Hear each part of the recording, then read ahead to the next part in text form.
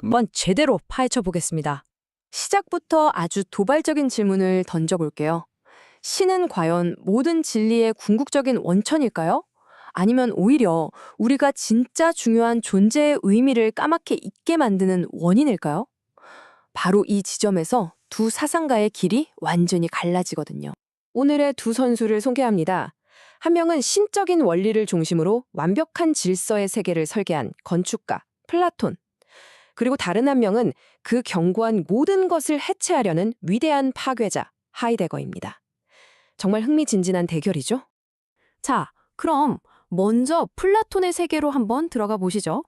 그의 철학은 아주 명확하고 질서정연한 거대한 피라미드 구조를 가지고 있어요. 플라톤 철학의 핵심, 그 꼭대기에는 바로 최고선, 선의 이데아라고 하는 게 있습니다. 근데 이게 우리가 그냥 착하다 할 때 그 선이 아니에요. 차원이 다른 얘기입니다. 세상의 모든 존재와 진리를 가능하게 만드는 궁극적인 근원, 그 자체를 말하는 거죠. 이 최고선이 하는 역할이 크게 세 가지가 있는데요. 첫째, 모든 것들을 존재하게 만드는 원인이고요. 둘째, 우리가 뭔가를 안다고 말할 수 있게 해주는 근거가 됩니다. 그리고 마지막으로 무엇이 옳고 그른지를 판단하는 최종 기준이 되죠. 그러니까 말 그대로 모든 것의 알파이자 오메가인 셈입니다. 그래서 결론이 뭐냐? 플라톤의 세계에서는요, 이 최고선 덕분에 진리나 도덕 같은 게 시대나 사람에 따라 막 흔들리지 않는 거예요. 아주 단단한 반석 위에 서 있는 거죠. 모든 게 제자리에 있는 아주 안정적인 세계라고 할 수 있습니다. 그런데 여기에 이 견고한 세계에 도전장을 내민 사람이 나타납니다. 바로 하이데거죠. 그는 서양 철학 전체가 사실은 거대한 착각 위에 서 있었다. 이런 폭찬 선언을 합니다. 이게 바로 하이데거의 아주 뼈아픈 지적인데요. 철학이 지금까지 신처럼 눈에 보이는 어떤 구체적인 존재자에만 너무 집착해 왔다는 거예요. 그러다 보니까 정작 더 중요한 거, 그러니까 그 모든 걸 존재하게 만드는 존재 그 자체에 대한 물음을 완전히 잊어버렸다는 거죠. 하이데거는 이런 전통 철학을 존재 신형이상학이라고 이름 붙였어요. 말이 좀 어렵죠. 쉽게 풀어서 말하면 존재가 도대체 뭐야? 라는 이 엄청난 질문을 그냥 그거 신이 만든 거야 하고 너무 쉽게 퉁쳐버리는 태도, 그걸 비판한 겁니다. 그럼 하이데거가 생각한 존재는 뭐였을까요? 저기 하늘 위에 박제된 신 같은 게 아니에요. 오히려 지금 여기 우리 삶 속에서 시간과 함께 계속해서 펼쳐지는 하나의 역동적인 사건으로 본 거죠. 관점이 완전히 뒤집힌 겁니다. 자, 이렇게 하이데거가 플라톤이 수천 년간 쌓아올린 피라미드를 밑동부터 흔들어 버렸어요. 그럼 플라톤 입장에선 가만히 있을 수 없겠죠? 플라톤의 관점에서 보면 하이데거의 세계는 사실 문제를 해결한 게 아니라 더 큰 문제들을 만들어낸 셈이거든요.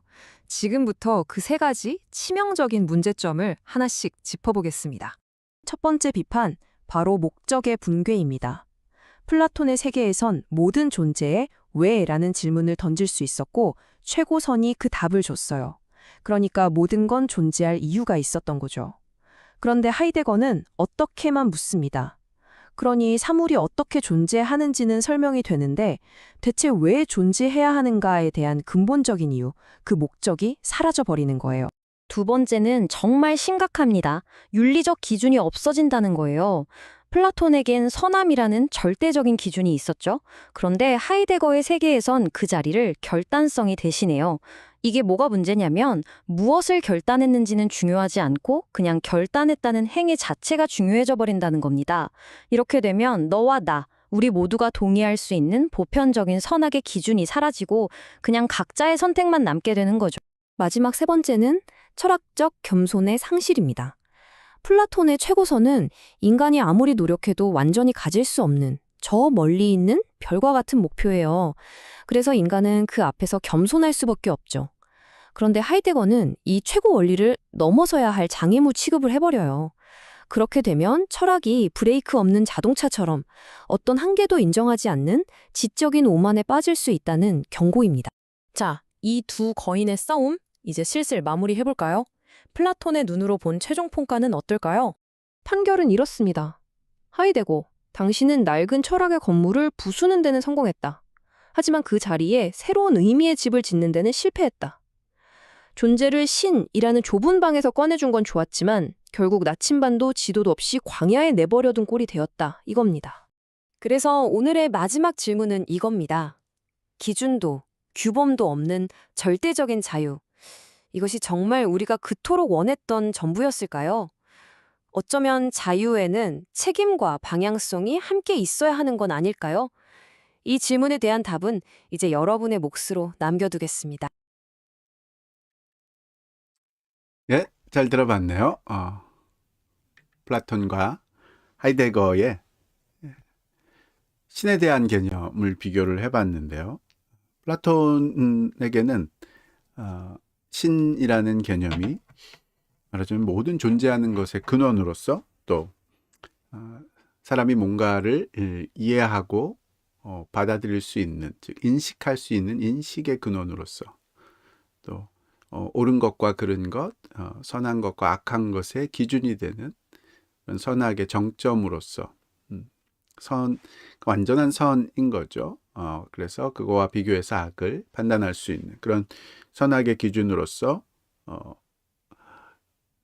선의 이데아라는 것이 있다라고 보았죠. 말하자면 기독교인들이 생각하는 신의 개념과 가장 비슷한 플라톤의 개념은 선의 이데아이죠.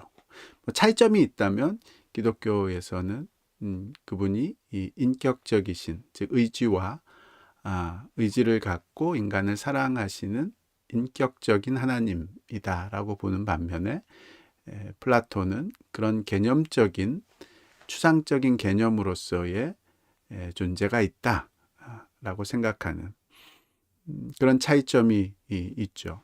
거기에 반해서 이제 하이데거는 그런 식의 생각들을 존재신 신학이다, 형이상학이 존재신 형이상학이다,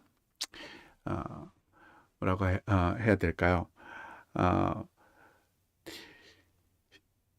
말하자면 설명이라기보다는 설명을 안 하려고 하는 시도이다라고 생각을 한 면이겠죠. 존재의 근원을 노신으로 생각하고 그런 어떤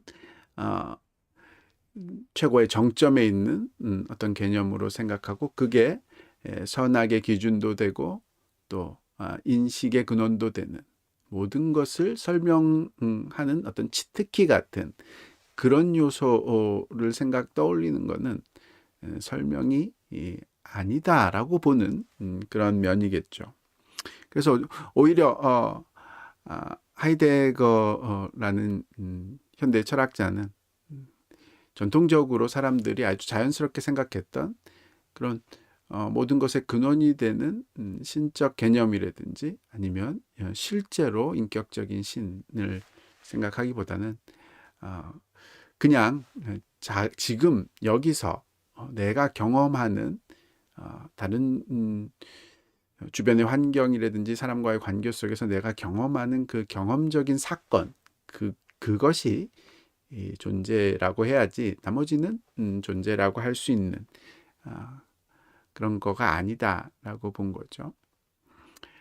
근데 어떻게 보면은 굉장히 그럴듯해 보이는 그런 면이 있을 수 있겠죠. 왜냐하면 플라톤이나 기독교에서 말하는 어떤 개념으로서의 선의 이데아라든지 인격적인 창조주 하나님, 선하신 하나님이라는 그 말이 마음에 쉽게 받아들여지고 이해되기 어려운 면이 많이 있으니까요. 그래서 그 하나님을 또는 그런 이데아를 이해해 가는데 굉장히 많은 노력이 필요하다라는 이야기를 듣게 되는데 하이데거는 사실 노력이 필요한 게 아니라 그런 것들이 없는 거고 지금 현재 내가 지금 주어진 상황 속에서 느끼는 그런 경험, 그 경험되는 사건 그 자체가 존재이다라고 말하면 뭔가 훨씬 더 그럴듯하게 보이는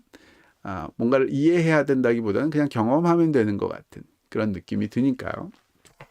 그런데 이제 플라톤적인 주의적인 관점에서 봤을 때 만약에 하이데거의 말이 맞다면 왜 그런 경험을 하게 되는지, 즉 그 존재의 그런 사건으로서의 존재의 이유라든지 왜 그렇게 돼야 되는가라는 아주 근원적인 질문 자체에 대해서는 아예 생각을 하지 않는, 우리가 존재를 어떻게 경험하느냐라는 어떻게의 부분에 대해서는 조금 이야기를 할 수 있어도 왜 그런 경험을 하게 되는지 왜 부분에 대해서는 전혀 대답을 하지 않는 그런 면이 되겠죠. 또 윤리적인 기준, 선악의 기준으로서의 그런 선의 이데아라든지 신을 생각하지 않으면 기준이 없어지는 거일 테고요. 또 마지막으로는 뭐 그런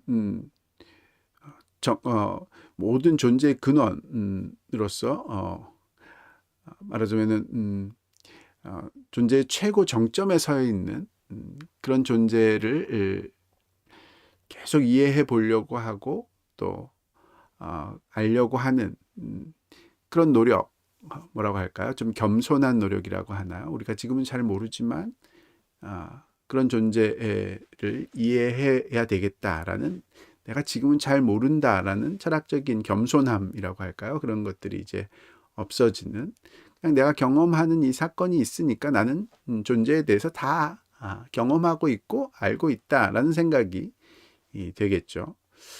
그런 철학적인 겸손함을 잃어버리는 그런 면이 있지 않나, 이렇게 이제 정리를 해줬네요. 제가 보기에는 아주 잘 정리가 된 그런 영상 프레젠테이션이라고 보여지고요. 기독교인으로서 그런 면에서 플라톤적인 생각이 뭐 현대인들에게는 굉장히 고리타분해 보이는 그런 면이 있다 할지라도 기독교적인 세계관과는 굉장히 잘 어울리는, 즉 플라톤적인 생각에 왜 그 선의 이데아의 인격적인 면들이 필요한지를 떠올려 볼 수 있으면, 물론 이제 기독교에서는 가장 중요한 거는 신의 계시이죠. 그 존재의 정점에 계신 창조주 하나님이 인간에게 자신의 본질을 드러내신 그런 계시를 받아들이는 면이 제일 큰 면이기도 하고요. 하여튼 그런 과정들을 통해서 인격적인 하나님을 믿게 되는 그런 상황이 이제 기독교의 신에 대한 관점이라고 볼 수 있겠죠. 여기에 대해서 이제 하이데거가 아주 엄청난 도전장을 내민 그런 상황이겠죠.